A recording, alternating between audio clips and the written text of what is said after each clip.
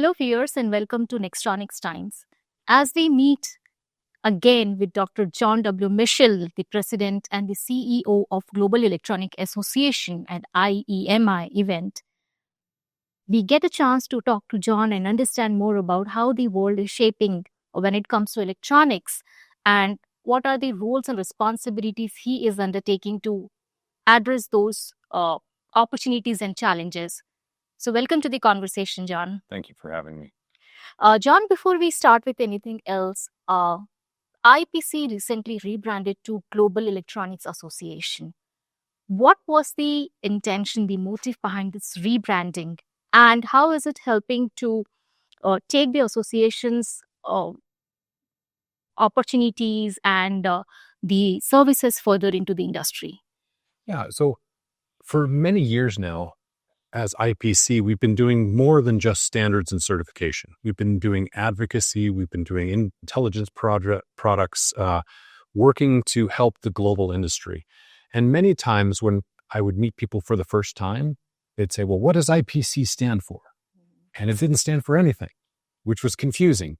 And the industry had a long memory about IPC from its history. And so we felt like rebranding it to the Global Electronics Association did a couple of things. One, it represents what we've been doing for many, many years. And the name itself also is descriptive. So what do we do? Well, we're global. We're the Electronics Association. And so it helps on many levels. It also expands the framework. We still have IPC standards. We still have IPC certification. But under the umbrella of the Global Electronics Association, we do many, many more things to enhance supply chain resilience for the entire industry. So, just continuing forward this question, Global Electronic Association, like you said, IPC certifications are still a part of the Global Electronic Association. How have you changed or enhanced the mission, the vision of IPC certification under this rebranded organization? And is there anything new coming from IPC? So we're always doing something new because the electronics industry is constantly evolving. It never sits still. I can't think of an industry that changes much faster than the electronics industry. And so we're constantly having to work with industry to provide new services and programs and products that will help support them as these changes happen, whether those are in standards, whether they're in education, whether intelligence products. All of these things are constantly evolving. And so our mission changed along with that brand. So we're still here for the industry to continue to grow. But in addition, we're focused on supply chain resilience. And so you'll see more standards, more education, more events, more intelligence, helping our industry be more resilient in this global supply chain. So supply chain, obviously that's something which has become really complex. Looking at this geopolitical shifts that happening there and the war to become the champion of the electronic industry. How should this industry and governance redefine this resilience for supply chain, and especially when facing pressures like reorganization, fair trade policies, and diversification of manufacturing hubs? Yeah, that's a great question. Thanks for asking. The reality is that the supply chain is global. And we're seeing, as you mentioned, many geopolitical tensions, challenges, allies even, fighting against each other, which is very unusual. The electronics industry, fortunately, has been faced with change always. And so we will adjust appropriately. What we do in that structure is really try to help countries and industries better understand that the electronics supply chain is a critical infrastructure to everything that they're doing, to their economic viability, et cetera. And yet it really depends on strategic interdependence. No one country anywhere has all of the capabilities. And so you need partners, and you need several partners for that supply chain resilience to be effective. You can't rely on just a single partner or even just yourself, because things happen. If you have a fire at a factory and you're only at your only supplier, what do you do then? And so we encourage and help educate the world about how strategic interdependence is really critical to supply chain resilience. So when you train the world, let us come to India then. Yes. How are you seeing India's strategic role in this global supply chain in the entire electronic industry? Looking at it is merging, it is planning for 3nm chips as well, which is going to, they are looking at 2032 for the first production of that. And looking at the diversity of the talent here, do you feel that the country needs a lot of planning to move forward and ahead in this segment? If so, how is Global Electronic Association going to play a role here? And if there is any suggestion that you would like to provide. Sure. So first, we've been working with India for many, many years now. And I think we're starting to see some of the results of some of our work, some of the country's work, some of the industry moving forward. Very exciting progress over the last few years.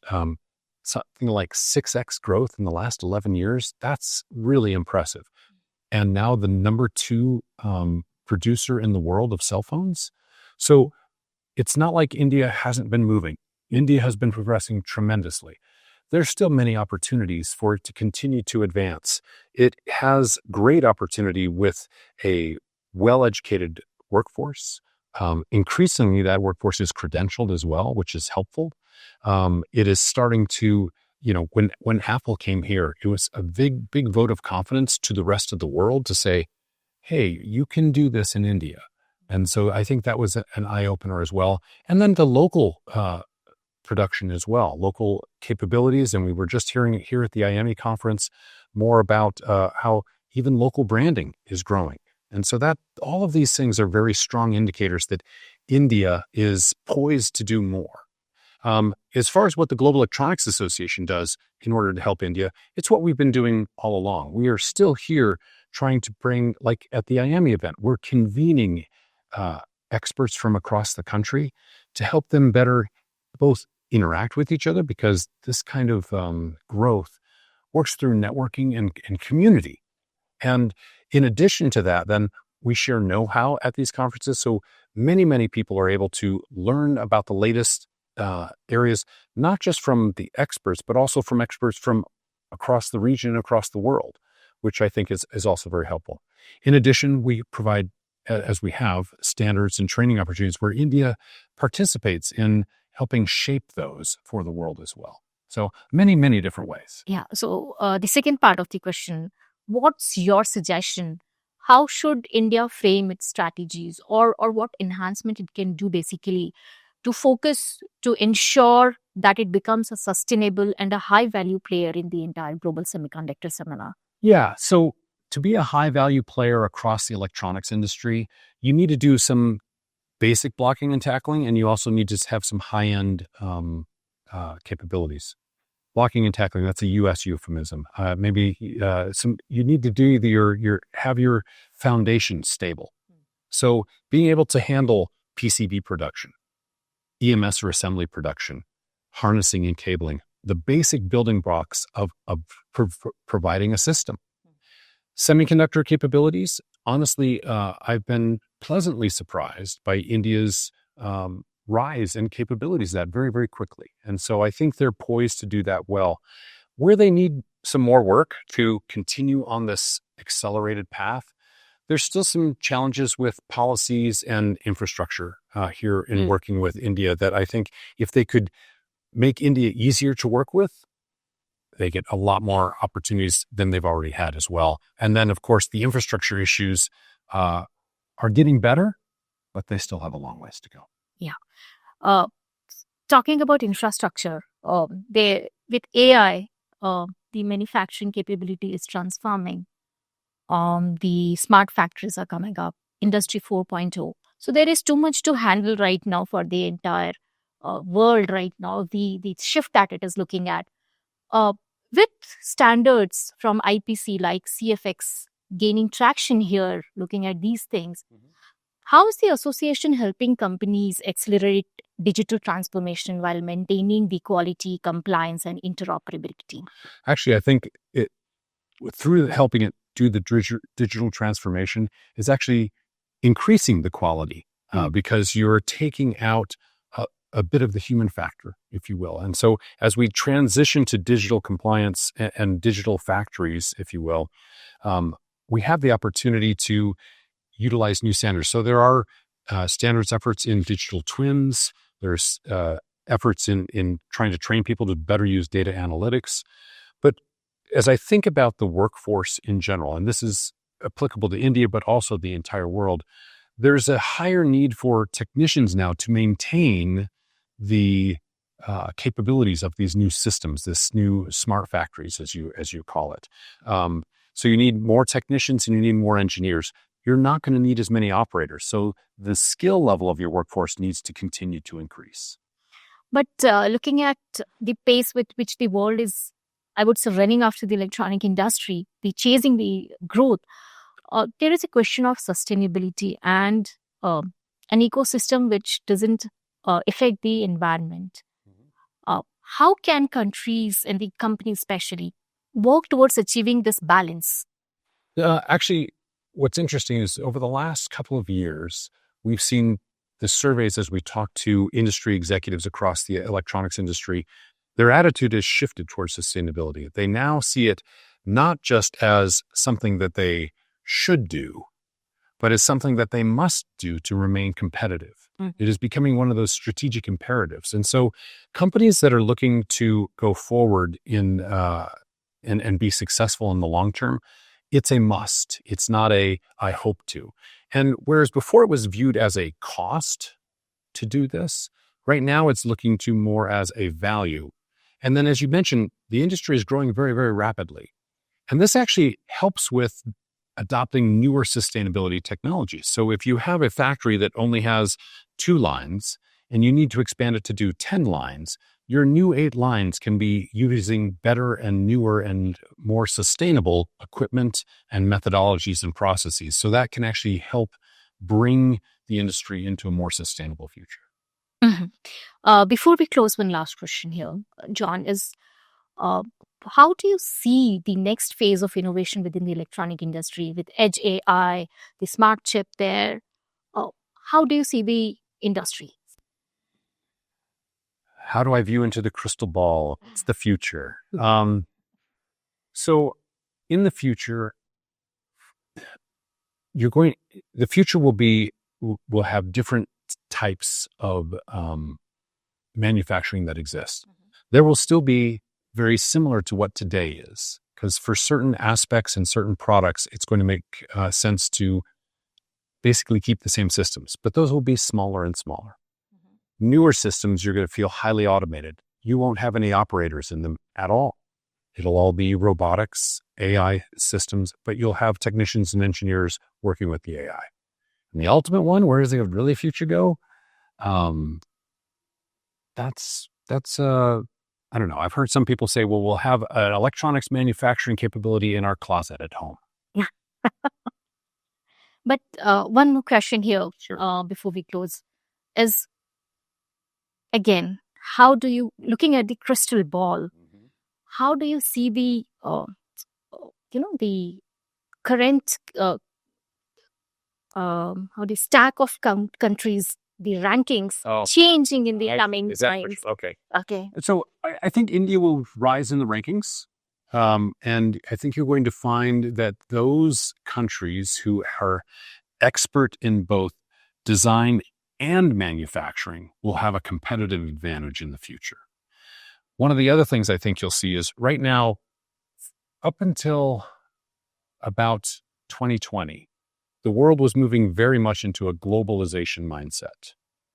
For the last 5 or 7 years, we've seen more regional breakouts where people want to have more regional capabilities. This is good to a certain level. So if you have too many, if every country had a semiconductor fab and every country had a chip manufacturer and every company had a resistor manufacturer, that's terribly inefficient. And so there's going to be some balancing. We're seeing a regionalization. We'll see some contraction after that as well. It will just be too costly, but it'll probably take another 10 to 20 years. That's quite a time. Especially in the electronics world, that's forever. Forever. Yes. So that was from my end, John. If you want to add anything to the discussion, any views that you have looking at the global electronics industry, what's happening? So the global electronics industry is, to me, and I'm biased, the most exciting industry in the world today. If you are excited about AI, or if you're a car enthusiast, or you like planes, or you like education or agriculture industry, every industry in the world today, its innovation relies on electronics. So we are fundamental to every single industry. And that's the message the Global Electronics Association is bringing to governments and to industries, that you need to have an electronics strategy, even if you're in the agriculture business, because without it, your future is limited. And so we're here to help those industries, those countries, better establish the right strategies so that they can make sure whatever their industries are in the countries, they can continue to succeed with the right global electronics ecosystem strategy to support it. And where do you see yourself playing the role here in the next 5 years? We're the support mechanism. So we're entering into a time of volatility. There is constant change. And the things that the Global Electronics Association does help companies, especially member companies, better respond quickly to those things that they cannot predict, right? So that's what resilience is about. So there's standards there. So if you have a disruption, you can go to somewhere else to help with your supply chain because they're using the common standards. There's certification programs. You can bring people in that you know are certified, so they're trusted in their capabilities. There are intelligence offerings that we provide so that those offerings can help us better make decisions about where to go and when. So our role as the Global Electronics Association for the world is really about helping them be able to respond in the shortest time possible, and hopefully in a better way, to the influences of volatility that impact them. Mm-hmm. So I think we close here the conversation. And John, thank you so much for your time. It's always a pleasure speaking to you and knowing what your organization is all about to do in the future, how it is going to transform and change the entire ecosystem. I wish you all the best. Thank you so much.